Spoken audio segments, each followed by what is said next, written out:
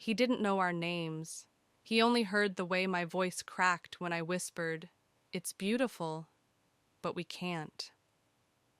10 minutes later, a clerk pressed a small box into my hand and said, "Someone wanted you to have the ring." That moment changed what I believe about people and about love. Hey friends, welcome back to the channel. If you're new here, I share real stories about love, trust, and the small choices that make us better. If this one resonates, please subscribe, tap the bell, and share it with someone who needs a little hope today.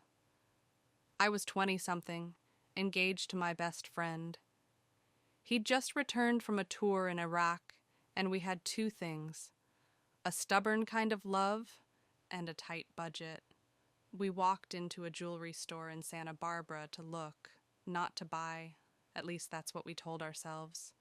The lights were warm, the cases gleamed, and my heart did that silly thing hearts do when they see a ring that feels like home. A stranger stood a few feet away, just another shopper in jeans and a baseball cap. I kept glancing at the price tag, doing the math of rent and groceries and deployments that come too soon. My fiancé squeezed my hand. "We'll find something simpler." I nodded, but the truth?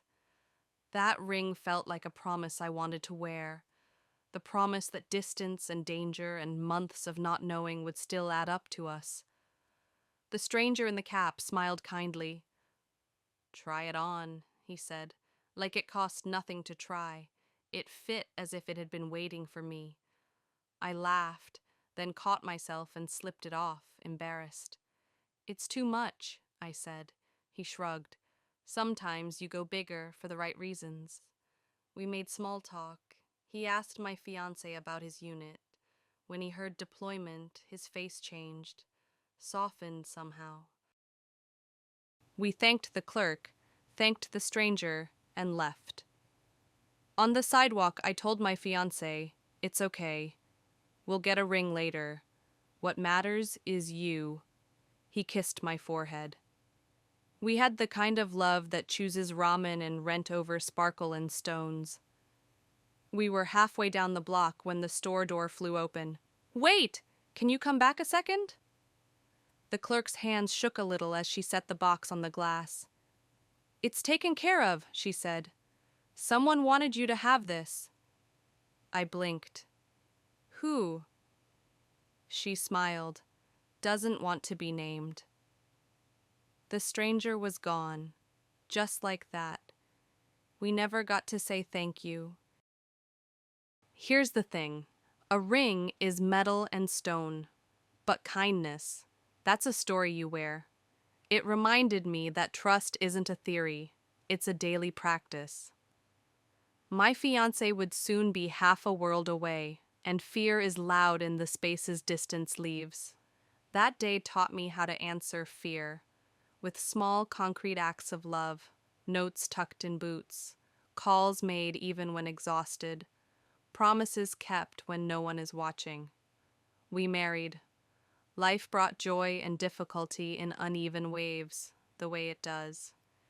And every time I look at my hand, I remember a stranger who saw two kids trying to build a life and chose to invest in our vow. We never learned his motives. Maybe he'd been loved like that once. Maybe he simply believed in paying it forward. Whatever the reason, his quiet generosity has outlived the moment. If you're listening today, here's my ask. Do something small and unreasonable for someone you love, or for someone you don't even know. Pick up the check, watch their kids, leave the better tip, write the long message. Trust that your kindness will echo in places you'll never stand. If this story moved you, subscribe and like. It really helps the channel reach more people.